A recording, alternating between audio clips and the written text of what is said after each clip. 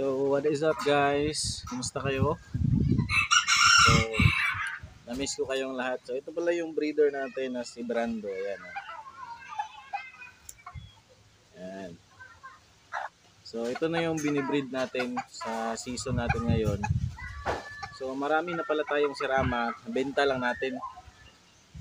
Kasi, nabisi din tayo sa work. Pero kapag breeder ka talaga, kapag keeper ka, so, kahit may 3 o 2 alaga ka sa bahay mo, so, ayos na yun. Ayan.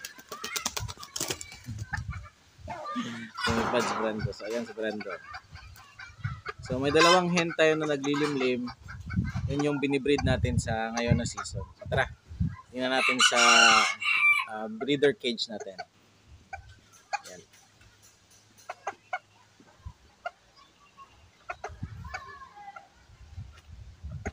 So, welcome back to our channel, no? What's up, guys? So, what's up, guys? Muna niya pong hen, no? May naglilimlim tayo. So, yan yung breed natin ng sirama natin. So, yan. Yun yung karton. Yan. Binutasan na natin dito. Tapos, basahan. So, tingnan natin yung isa, guys.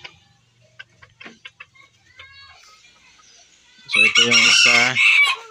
Yan si Brando. Yung ating breeder. Ayan. Yan si Brando. Ang pogi. Ito yung isa. So, marami na tong itlog. Yan. So, may 6 pieces yan. So, malapit na itong mamisa.